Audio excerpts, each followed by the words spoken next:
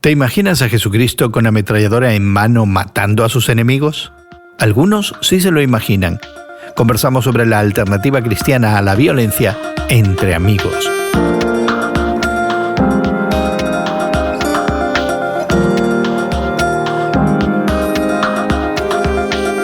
Gracias por acompañarnos entre amigos, esta conversación semanal sobre la fe cristiana y el mundo contemporáneo que tenemos Guillermo Serrano, Elsa Mazón y tu amigo Gerson García.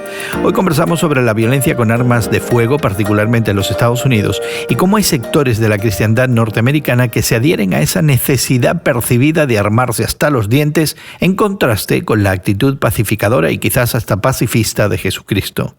Pero antes queremos invitarte a que te suscribas al podcast que acompaña este programa y que encontrarás en tu plataforma de podcast favorita. Encuéntralo como Entre Amigos con Gerson García. Suscríbete hoy mismo. En un reciente artículo de Pew Research Center, dice que más norteamericanos murieron por heridas de armas de fuego que en cualquier otro año anterior. El estudio, que también cita datos del Centro para el Control de Enfermedades de Estados Unidos, afirma que poco más de la mitad de esas muertes fueron suicidios. A pesar de eso, el incremento en las muertes por asesinato con armas de fuego es mucho más pronunciado y significativo. Y hoy queremos hablar de la violencia con armas de fuego, esa percepción de que la cristiandad norteamericana y conservadora favorece la tenencia y el uso de esas armas. Y también queremos hablar de ese aparente pacifismo con el que Jesucristo se muestra en los evangelios. Y si no es pacifismo, por lo menos una actitud pacificadora donde la violencia contra otra persona no tiene cabida.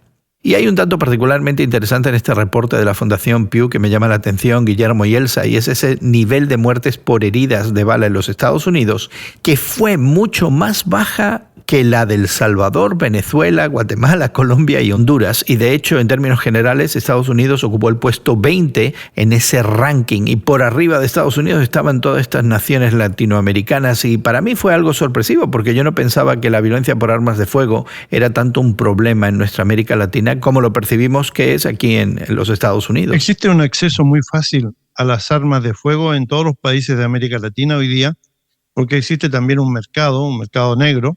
Está un mercado oficial también, donde se pueden comprar todo tipo de armas, algunas regulaciones para las más pesadas, pero de todas maneras pistolas, escopetas de cualquier calibre se pueden comprar sin mayor problema, y el mercado negro distribuye a diestra y siniestra si hay dinero para comprarla. Pero me gustaría que habláramos de lo que implica, desde una perspectiva bíblica, que sean los más frágiles en una sociedad los que sean principalmente victimizados por este tipo de violencia de armas de fuego. Ahora en los Estados Unidos, el morir por un arma de fuego es la principal causa de muerte entre los menores de 25 años. Lo que acabas de decir, Gerson, se me hace, la verdad, increíble que en un lugar, en una nación que se dice civilizada, se esté dando esta noticia, ¿no? Este hecho. No lo puedo creer, ¿no? Entonces, si nos vamos a las causas, podemos apuntar hacia los juegos, a los videojuegos, ¿verdad? Que son altamente violentos. Ahora podemos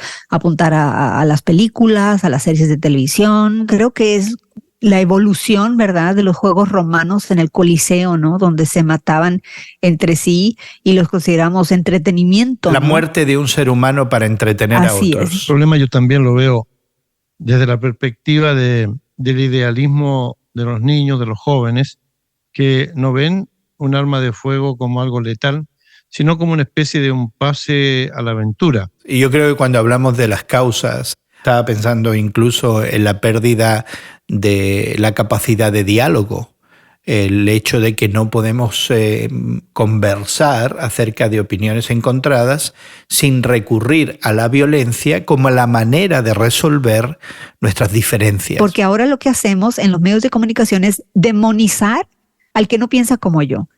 Y la verdad, esto de la demonización de aquel que no piensa como yo es algo al cual yo no le veo hasta el momento algo que lo contrarreste estas tendencias. No lo hay, porque en el momento que tú procedes en un acto deshumanizante, es decir, a tu oponente le quitas la humanidad y lo conviertes eso en un demonio, en el diablo, en el hijo de Satanás, lo cualificas de tal manera que le quitas la parte humana, entonces tienes todo el derecho y toda la atribución, si no es humano, si es deshumanizado, a acabar con él de la manera que quieras. Bueno, muchas de las personas de fe se han quedado ancladas en ciertos textos y en ciertos pasajes, algunos de los profetas, en algunas de las exclamaciones que encontramos en los salmos, en algunos proverbios, y no pueden proyectar su vida hacia la otra parte de la revelación, como la llamamos en la Biblia, el Nuevo Testamento, en donde Jesucristo habla de la paz,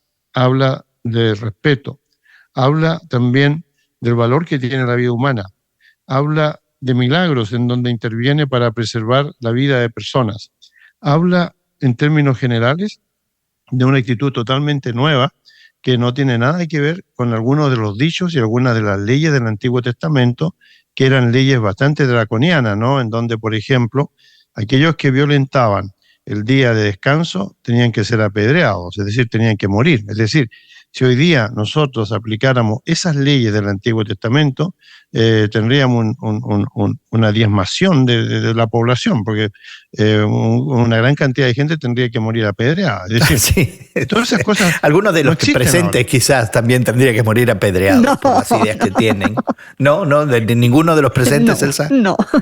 Ya, pero si estoy tratando de entender, Guillermo, lo que tú todo estás diciendo es que la preferencia de algunos de nosotros por textos particularmente del Antiguo Testamento, con exclusión de las enseñanzas de Jesús, alimenta esta retórica de la violencia. Sí, así es, ¿no? Y yo creo que tendemos como seres humanos, ¿verdad?, a tener nuestros textos predilectos, y en vez de nosotros aprender a aplicar toda la verdad de la Biblia a nuestras vidas, empezamos a aplicar nuestra verdad a ciertas partes de la Biblia que parecen complementar o reforzar estas ideas, estas creencias premeditadas de nuestro diario vivir. ¿Será que hemos excluido a Jesucristo de nuestra narrativa?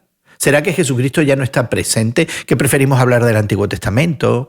¿Que preferimos hablar de las bendiciones que se le dieron a los patriarcas? ¿Que preferimos hablar de cómo una nación se impuso sobre otras? Pero no estamos factorizando las ideas, las palabras, las acciones, el ejemplo de Jesucristo. Cuando en el calendario eclesiástico, litúrgico, que el cristianismo ha seguido por muchos siglos, se conmemora en estas semanas precisamente la ascensión de Cristo al cielo, que ocurre 40, 50 días después de todo lo que él pasó antes, ¿no? De sacrificio, toda esa cosa increíblemente cruel que él sufrió con su muerte, luego viene la resurrección, pero después el cristianismo celebra la ascensión de Cristo al cielo, al lugar donde va con el Padre, pero con la promesa de que de ahí también va a regresar en una segunda oportunidad. Toda esa cuestión yo creo que se olvida hoy día en la mayoría de los centros de adoración, en las iglesias, en las comunidades de fe, porque estamos viviendo bajo la presión de lo que está sucediendo en día a día. Y entonces, esta celebración que antiguamente era una celebración muy grande, porque se cantaba y se glorificaba la ascensión de Jesucristo a los cielos, de donde él había venido, según un pasaje del Evangelio de Juan, que había venido de lo alto. Y la confesión del credo de los apóstoles también. Y también. Y entonces regresa al cielo y todos los creyentes se quedan con la esperanza de que va a volver otra vez. Eso formaba parte, hasta hace poco, de toda la esperanza cristiana. Pero hoy día yo la veo como ausente, porque en realidad este Cristo Rey, este Cristo que es pacífico, que habla del amor, no le conviene a mucha gente que no está dispuesta a dar la otra mejilla, sino que está dispuesto, como lo decía Cantinflas, el comediante. Jesucristo nos enseñó a amarnos unos a otros y lo hemos cambiado por armarnos unos a otros. Una frase genial del genial comediante Cantinflas. Pero fíjate, Guillermo, que si yo suscribo una teología cristiana donde la meta ultimada es mi prosperidad material, física, emocional, mental, en ese momento yo no tengo ninguna necesidad de que Jesucristo regrese para finalmente componer este mundo e establecer su reino. No tengo ninguna necesidad. Y yo creo que es lo que está pasando de alguna manera, que esta retórica de la violencia, ¿verdad?, es una manifestación de esa falta de necesidad en la iglesia que se confiesa cristiana por Jesucristo. Y por eso lo hemos puesto al lado. Y por eso leemos más del Antiguo Testamento y miramos más la prosperidad de los patriarcas que las demandas de Jesucristo, que son tremendamente incómodas. ¿Qué podemos hacer para traer de nuevo a ese Jesús que permanece ausente, ¿verdad? En nuestro diálogo, en nuestras comunidades de fe, en nuestros estudios bíblicos. La paradoja del cristianismo, Elsa y Gerson, es que aunque Jesucristo dijo que no éramos del mundo, pero estábamos en el mundo, esa tensión está siempre presente entre los creyentes, entre las personas de fe, porque queremos aspirar a un ideal de la vida. Pero la tensión del otro lado está en el hecho de que nos sentimos acosados, nos sentimos en minoría, nos sentimos amenazados a veces, y ante esa circunstancia nosotros buscamos inmediatamente las defensas que sean necesarias. Ponemos más cerrojos en las puertas, alarmas en las casas, en los autos, donde sea. Por si acaso nos compramos el arma de fuego. O sea, por eso digo que es una paradoja la que estamos viviendo. La ley del talión que vemos en nuestra América Latina, el ojo por ojo y el diente por diente. Y la ley del talión es una retórica de violencia, perpetúa la violencia. Interesantemente, ante eso Jesucristo dice, sí es cierto, eso se dijo, pero yo os digo.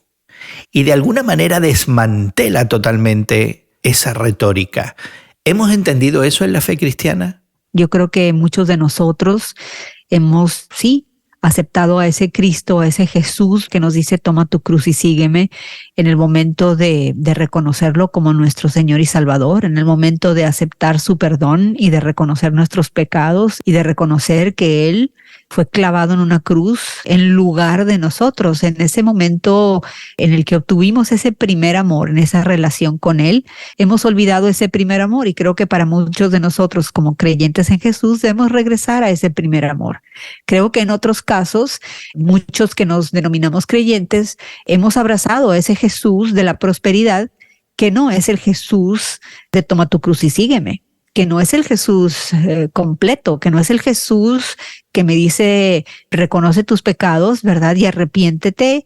Por otro lado, hay gente que nunca lo ha conocido como tal y que sin embargo se autodenomina cristianos cuando en realidad necesitan escuchar el evangelio completo. A veces nos abrazamos a un concepto.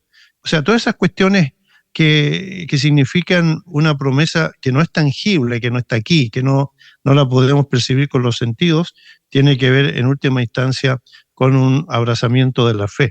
Y eso significa que necesitamos no solamente recapturar esta idea de un cristianismo que es más vivo, que está más presente, pero también un cristianismo que se basa en tener amor por el prójimo, en tener solidaridad con él, en hacer que nuestra vida realmente refleje valores y principios que a veces han estado, yo diría, no ocultos, pero un poco ausentes de muchas de las vidas de nosotros. Entonces, es una recapturación de cuestiones que la Biblia llama a veces como el primer amor, ¿verdad?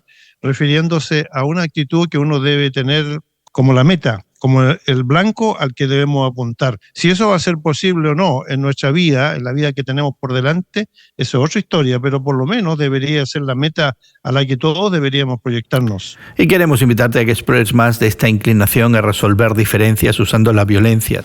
Quizás también invitarte a que explores tus propias ideas e inclinaciones sobre la violencia, el uso de las armas y cómo esas actitudes tuyas están informadas por el pacifismo o quizás la actitud pacífica de Jesucristo.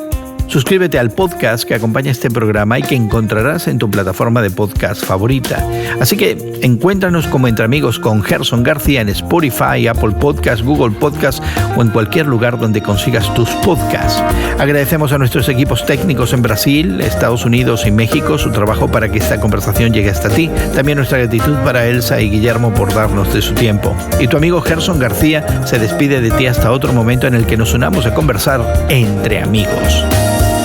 Entre Amigos es producido por Eventual Media y distribuido por Radio Moody para ministerioreforma.com.